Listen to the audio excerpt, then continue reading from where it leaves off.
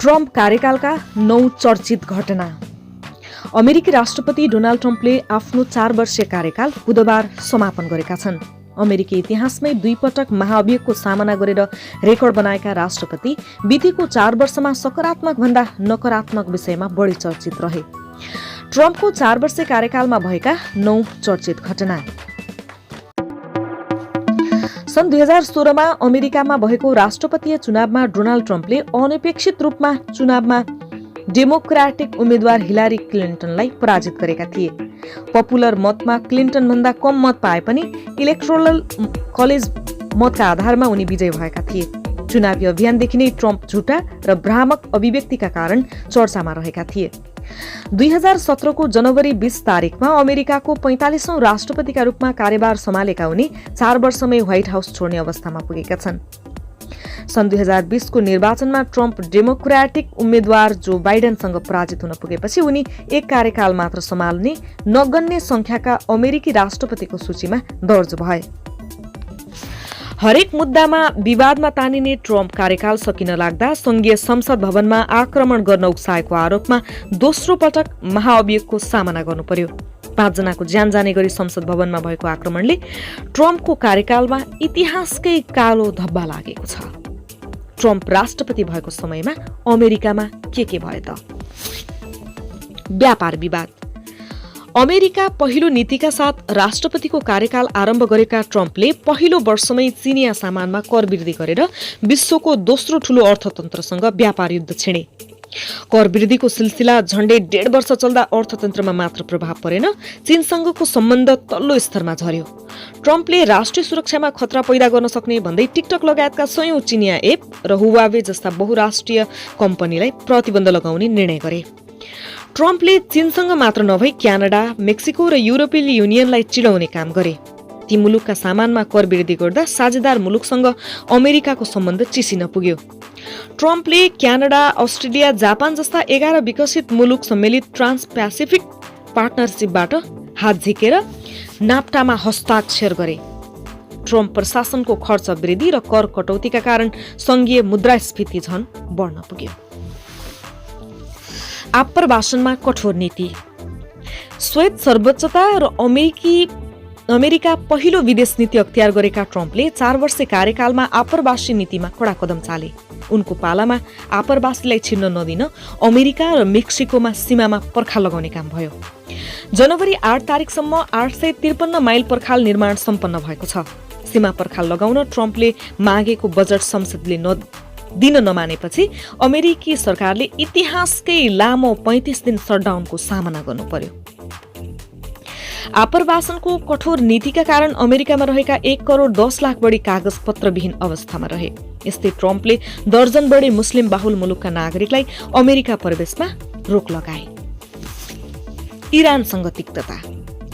पूर्ववर्ती राष्ट्रपति बाराक ओबामाले गरेको सहमति विपरीत ट्रम्पले इरान सहितको बहुप्रतीक्षित आणविक सम्झौता भङ्ग गर्दै एकतर्फी रूपमा तेहरान विरुद्ध प्रतिबन्ध बढाउने घोषणा गरे, जसका कारण इरान र अमेरिका बीचको तनाव चरमोत्कर्षमा पुगेको थियो। तेहरानले युरेनियम उत्पादन बढाउने निर्णय गरेको छ। इराकको बगदादमा भएको अमेरिकी ड्रोन आक्रमणमा इरानका सैन्य कमान्डर कासिम सुलेमानी मारिएपछि 2 मुलुकबीच युद्ध हुने त्रास बढेको थियो।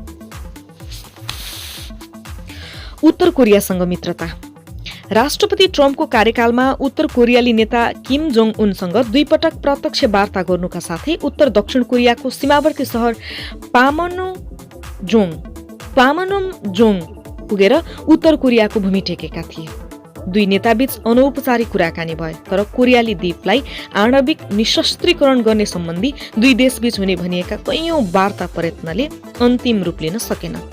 अझ कोभिड-19 को हालको परिस्थितिमा को वार्तामा खासै प्रगति नभइरहेको अवस्थामा उत्तर कोरियाले हालै सम्पन्न वार्षिक समारोहमा अझ नयाँ र शक्तिशाली हतियार प्रदर्शन गरेको छ। अश्वेतहरूको आन्दोलन।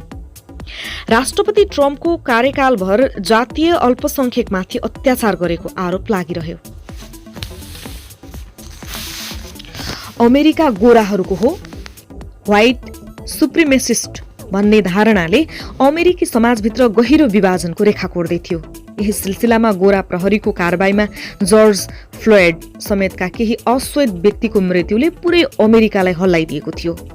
अश्वेतको जीवन महत्त्व छ अर्थात् ब्ल्याक लाइभ्स म्याटर भन्ने आन्दोलन देशव्यापी चर्कियो, तोडफोड र हुलदङ्गा भए। यो आन्दोलन अमेरिकामा मात्र सीमित भएन, युरोपका बेलायत र फ्रान्स सहित अन्य मुलुकमा समेत फैलियो। संसदमा उपद्रव। चुनावमा धाँधली भएको ट्रम्पको दाबीलाई अमेरिकाका अदालत, जाँच निकायहरू र अन्य सरकारी निकायसहित महान्यायाधिवक्ताले अस्वीकार गरेपछि पनि ट्रम्पलाई चित्त बुझेका थिएन। ट्रम्पले राष्ट्रपति निर्वाचित जो बाइडेनलाई संसदले प्रमाणीकरण गर्ने दिन व्हाइट हाउसमा आफ्ना समर्थकलाई भेला गराए। त्यहाँ उनले दिएको भाषणबाट उत्तेजित भएका व्यक्तिहरूले अमेरिकी संसद भवन क्यापिटल हिलमा आक्रमण गरे, जुन घटनामा एक प्रहरीसहित 5 जनाको मृत्यु भयो। 2 पटक महाभियोग। अमेरिकी इतिहासमै एकै राष्ट्रपतिमाथि एक कार्यकालभर 2 पटक महाभियोगको सामना गर्ने राष्ट्रपति ट्रम्प एक्ला राष्ट्रपति हुन्। डेमोक्रेटिक पार्टीका तर्फबाट राष्ट्रपतिका सम्भावित उम्मेद्वार जो बाइडेनका छोरा हन्टर बाइडेनमाथि कारबाही गर्ने गरी ट्रम्पले युक्रेनका राष्ट्रपति भोलोडिमर जेलेन्स्कीलाई दबाव र प्रभावमा पारेको समाचार बाहिरिएपछि ट्रम्पमाथि पहिलो पटक महाअभियोग लगाइएको थियो। डेमोक्रेट पार्टीको बहुमत रहेको हाउसले पारित गरेको यो प्रस्तावलाई रिपब्लिकनको बहुमत रहेको सिनेटले अस्वीकृत गरेको थियो। दोस्रो महाअभियोग निकै गम्भीर प्रकृतिको छ। सामाजिक सञ्जालमा प्रतिबन्ध।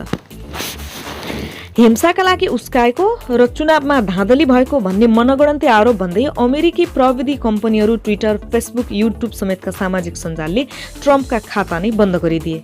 अमेरिकी प्रेस समेत सर्वत्र आक्रामक शैली अपनाएका अस्थिर स्वभावका राष्ट्रपति ट्रम्प अब फेरि 4 वर्षपछि सन् 2024मा राष्ट्रपतिमा उम्मेद्वार बन्नुपर्छ भन्ने उनका समर्थकको नाराले अमेरिकी समाजमा अझै सन्तास फैलिएको अमेरिकी मूलधारका सञ्चार माध्यमले टिप्पणी गरेका छन्।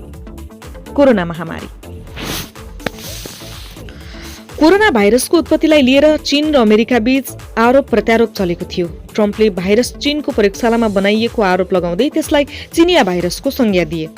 उता बेजिङले भाइरस नियन्त्रण गर्न नसकेपछि ट्रम्पले सर्वसाधारणको ध्यान मोड्न कथित आरोप लगाएको दावी गरेको थियो। कोरोना भाइरस प्रति गम्भीर नहुँदा ट्रम्पको कार्यकालमा संक्रमणका कारण सबैभन्दा धेरै अर्थात् 4,11,000 बढीले ज्यान गुमाउन पुगे। त्यति मात्र नभई ट्रम्पले चीनलाई समर्थन गरेको भन्दै विश्व स्वास्थ्य संगठन WHO लाई दिँदै आएको अनुदान रोके भने संगठनबाट बाहिरिने घोषणा समेत गरे। यसरी अमेरिकी समाजलाई नराम्रोसँग विभाजित गरेका र इतिहासमै नभएका अनेक घटनाक्रमका कारक बनेका ट्रम्प एक कार्यकालमै व्हाइट हाउसबाट बाहिरिएका छन्। एजेन्सीको सहयोगमा विकास श्रेष्ठले आजको अन्नपूर्णमा लेख्नु भएको अनुभूति थियो यो।